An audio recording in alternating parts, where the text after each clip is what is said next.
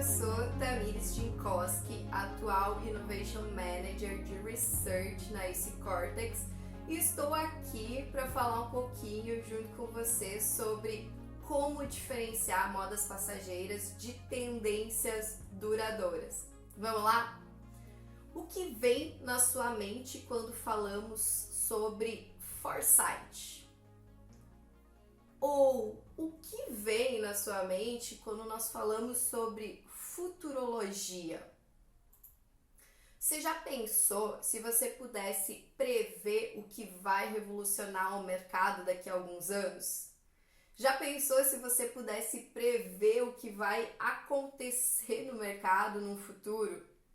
É claro que não é possível ter 100% de certeza sobre o futuro, mas existem algumas técnicas que podem nos auxiliar a criar determinados cenários de como pode ser esse futuro. E são justamente a essas técnicas que nós demos o nome de foresight, ou então trazendo para o português de futurologia.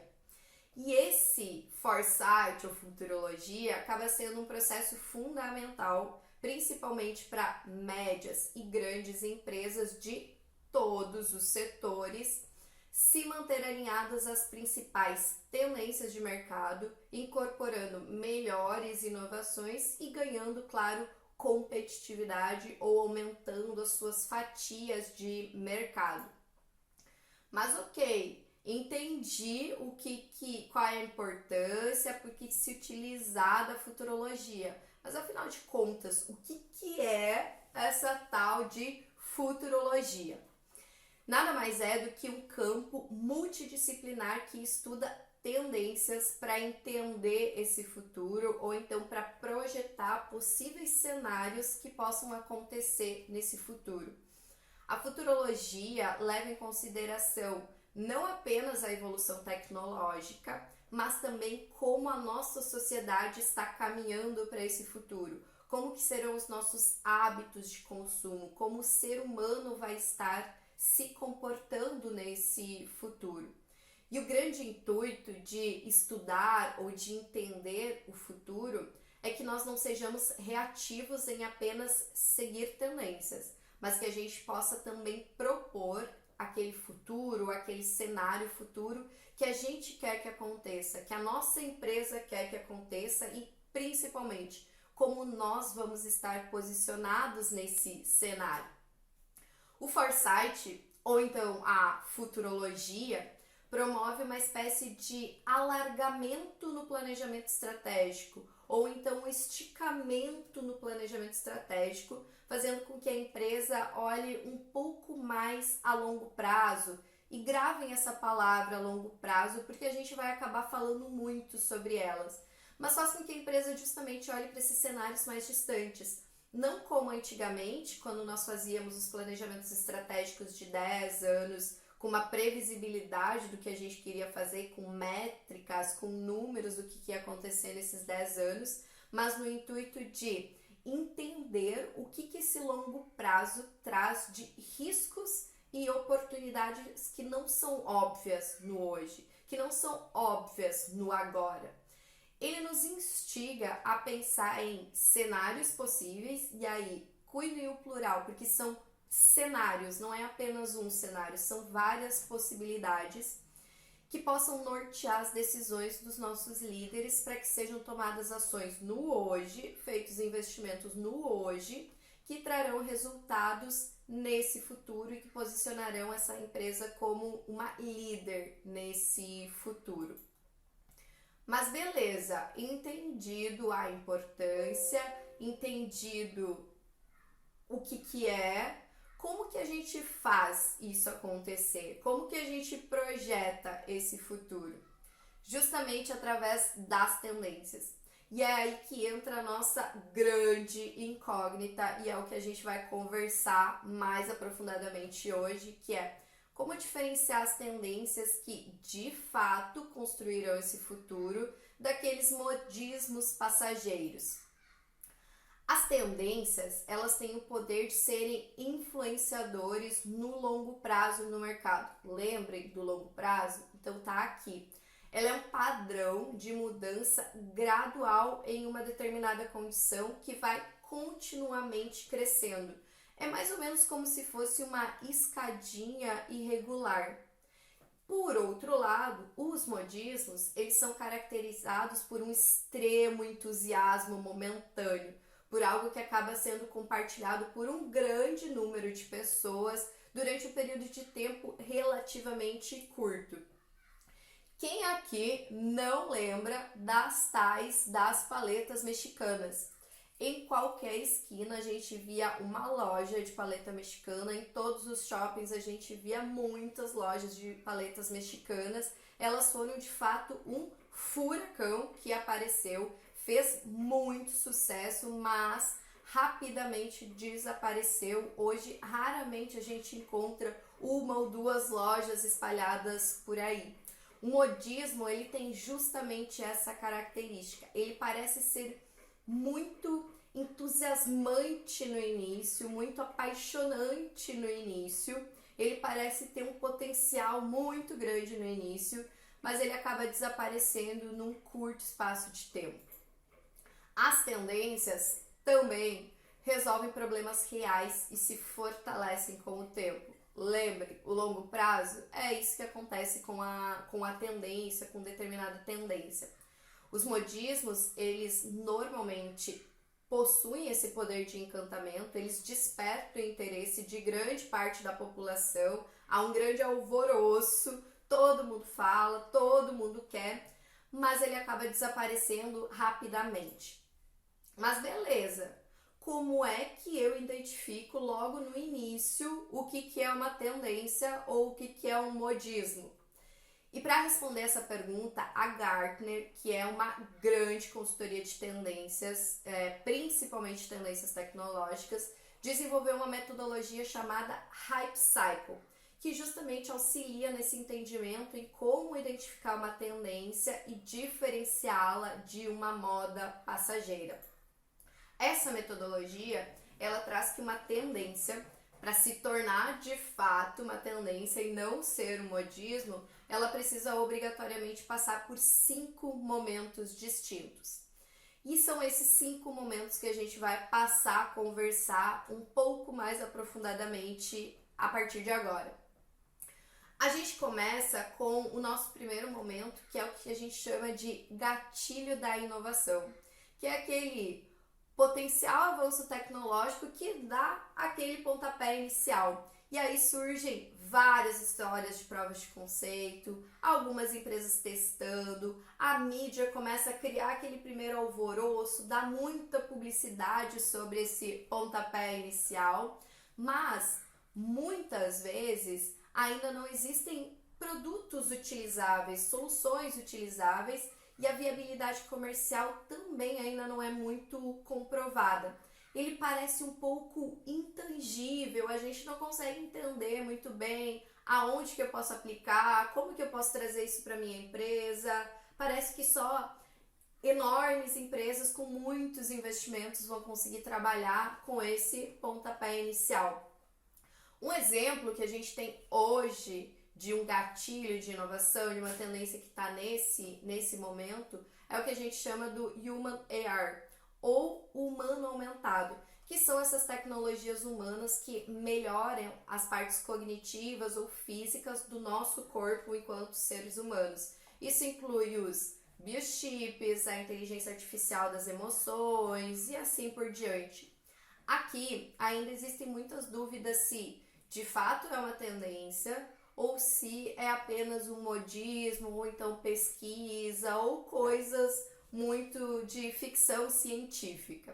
E aí que a gente vai para o nosso segundo momento das tendências, que é o que a gente chama do pico das expectativas infladas, que é quando todo mundo está falando sobre aquela tendência, todo mundo está querendo conhecer sobre aquela tendência, há uma publicidade muito grande sobre aquele tema, e existe uma série de histórias de sucesso de empresas que investiram, que se deram super bem e que estão fazendo revoluções com aquela tendência.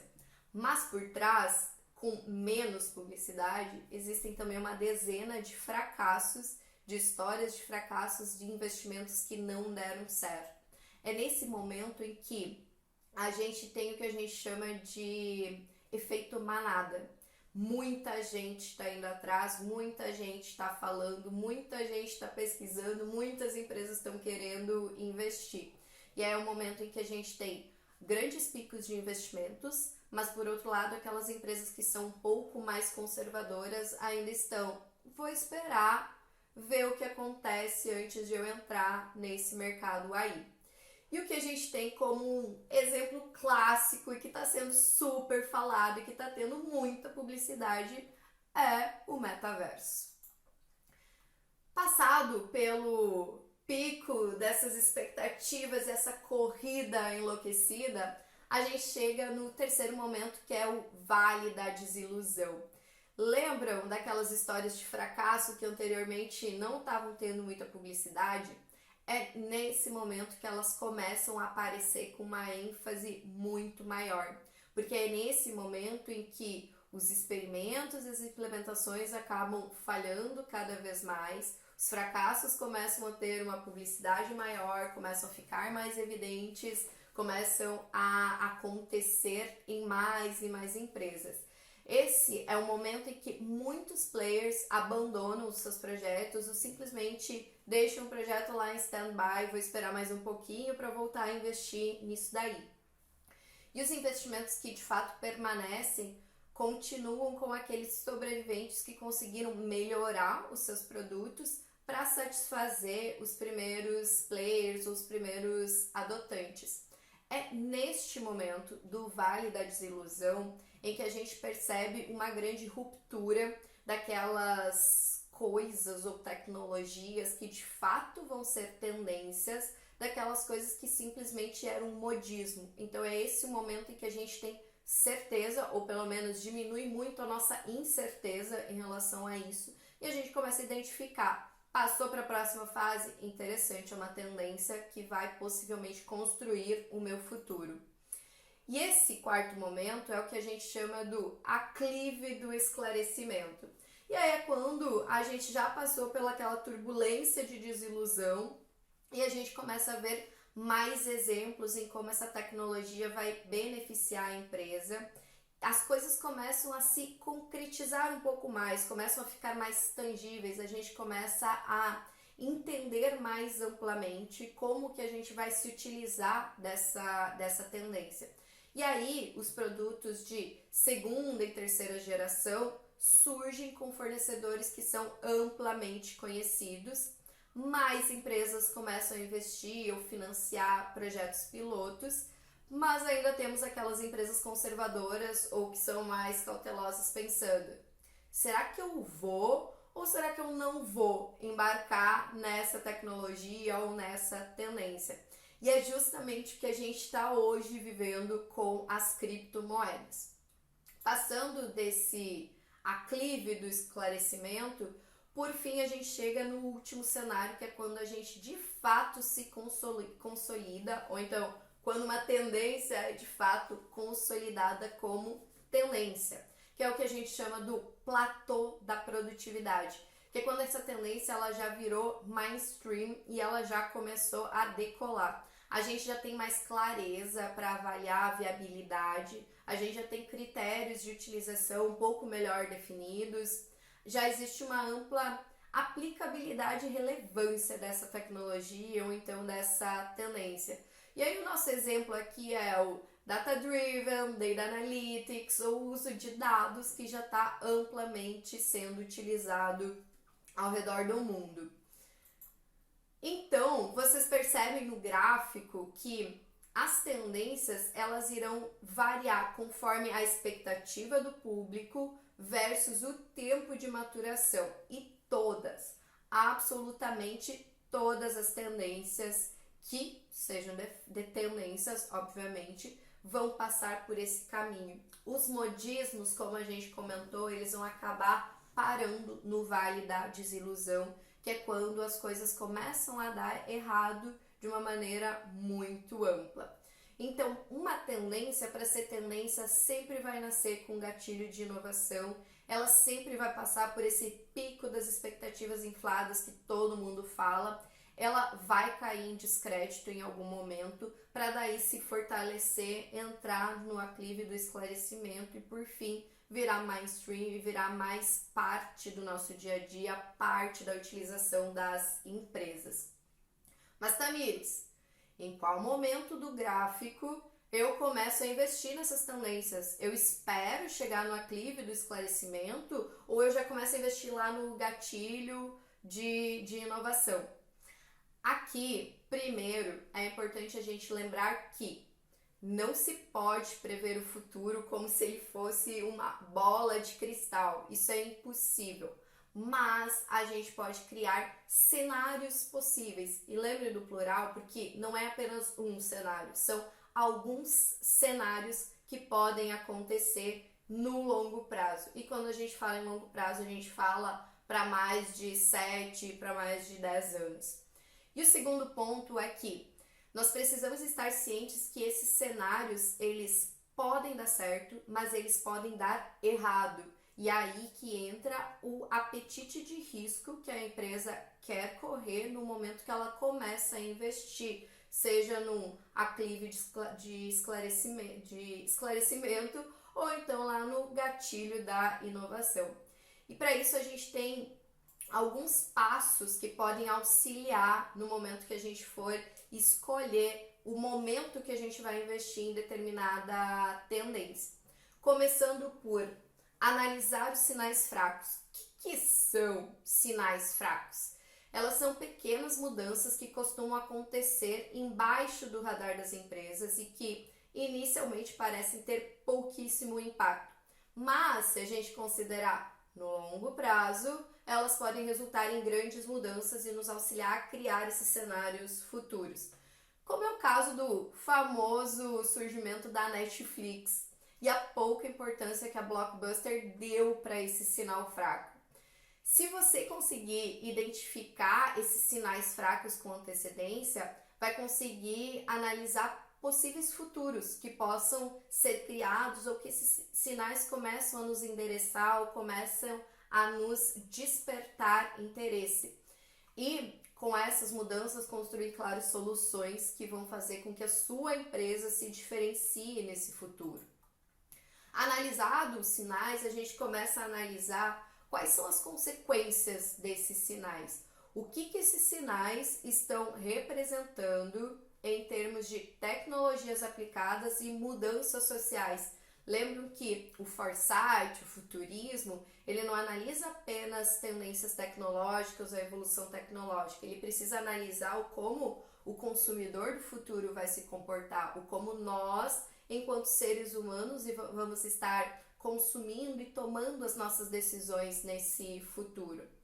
E se esses sinais ganharem amplitude, o que eles podem mudar na minha organização? Será que eles vão causar alguma disrupção no meu mercado? Será que eles vão mudar totalmente a forma como eu trabalho? O que vai mudar na minha empresa? O que vai mudar no meu consumidor? Feito esses tipos de análise, a gente começa a identificar padrões. Existem padrões nesses sinais? Existem padrões nas consequências geradas por esses sinais? Analisados esses padrões, a gente vai de fato entender de qual tendência se trata. Lembrem que a tendência ela é um padrão de fatos, é a soma de padrões de fatos ou de acontecimentos que tem um potencial de impacto, seja esse impacto positivo ou seja esse impacto negativo. E aí normalmente a gente consegue identificar 3 tipos de tendências. As macro tendências, ou também conhecidas como tendências de consumo, que são aquelas tendências que impactam a nossa vida enquanto seres humanos. Então, independe do mercado que eu atuo, independe das coisas que eu gosto, essas tendências vão impactar na minha pessoa como profissional, na minha pessoa enquanto vida social, enquanto ser humano propriamente dito.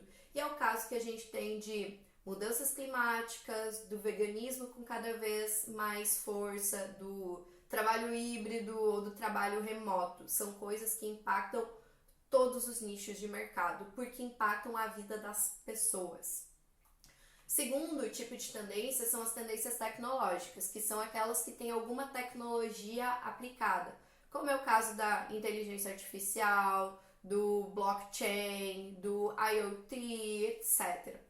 E por fim, a gente tem o terceiro tipo, que são as microtendências, que são aquelas tendências que impactam um determinado mercado. Por exemplo, no mercado de educação, a gente pode ter o microlearning. No mercado de logística, a gente pode ter o last mile. No mercado de alimentos, a gente pode ter as proteínas alternativas e assim sucessivamente. As microtendências, elas vão impactar mais exclusivamente o mercado em que a minha empresa está atuando. Atua em diversos mercados, Tamires, então essa análise precisa ser feita em cada um dos mercados que a empresa vai estar atendendo, que ela está inserida, que ela está trabalhando. Feito isso, entendendo qual é a tendência, a gente de fato precisa criar inovações. E a gente precisa se perguntar, como que eu vou utilizar essa tendência para criar novas soluções na minha organização? Ou como eu vou utilizar para melhorar os meus processos? Como que eu vou fazer para melhorar a jornada do meu cliente e assim sucessivamente? Porque de nada adianta a gente identificar a tendência e simplesmente ficar parado, identifiquei a tendência. Esse é o momento da gente colocar a mão na massa e fazer acontecer, fazer as ações no hoje para colher esses frutos no futuro, para ter os resultados lá no futuro. Lembrem-se, as tendências raramente vão trazer resultados no presente, elas vão trazer resultados mais a longo prazo. E é por isso que a gente precisa estar bem ciente no momento que a gente começa a investir nelas. Vamos ter um exemplo aqui para a gente entender um pouco melhor como que funciona esse passo a passo? Vamos supor que nós lemos uma notícia que o Google quer colocar sensores em banheiros inteligentes para monitorar a saúde das pessoas. Além disso, a gente também identificou um estudo da Intel que aponta que 70% dos respondentes compartilhariam os seus dados de banheiro inteligente para reduzir os custos de saúde. Essas duas notícias nos demonstram o que a gente chama dos sinais fracos. São sinais que a gente identificou no mercado. Com isso, podemos imaginar que no futuro haverá um uso generalizado de sensores, não apenas nas fábricas, como tem acontecido atualmente, que a gente já conhece, mas também na casa das pessoas. Isso é um padrão. A gente identificar que os sensores vão ser utilizados é um padrão. Portanto, o sensoriamento passa a ser uma tendência que a gente conseguiu identificar aqui com alguns sinais identificando o padrão. Se eu sou uma fábrica de móveis, o que eu posso fazer com essa informação? Talvez embarcar sensores nos meus produtos, nos meus móveis, nos espelhos, nas coisas que eu fabrico? Pode ser uma possibilidade.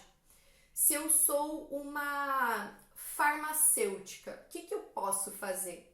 Criar uma aplicação que sugere vitaminas quando o vaso sanitário identifica a baixa das mesmas nas fezes ou na urina das pessoas, do usuário, e facilitar a compra através de um e-commerce? Pode ser uma possibilidade. E assim por diante. Eu identifico os sinais, eu encontro os padrões, eu consigo entender qual é a tendência que se aplica e aí eu começo a fazer um brainstorming de entender o como que eu vou me utilizar dessa tendência para criar aplicações, para criar soluções em que o meu consumidor do futuro vai passar a utilizar. Por fim, entendendo todo esse contexto de tendências e resumindo um pouco, as tendências elas vão acontecer mais a longo prazo. A gente precisa conseguir identificar essas tendências para criar soluções hoje que vão nos trazer resultados nesse longo prazo. E as tendências vão passar por aqueles 5 momentos que a gente conversou do Hype Cycle.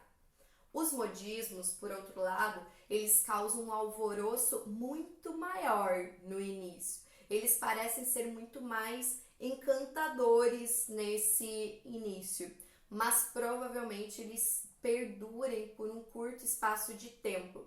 Quer dizer que eu não devo investir nos modismos? Não, muito pelo contrário. A gente pode se utilizar dos modismos para criar alguns resultados de curto prazo, mas precisamos não deixar de investir nas tendências por conta disso. Então podemos trabalhar com ambos, sempre no olhar modismos no curto prazo e as tendências mais no longo prazo.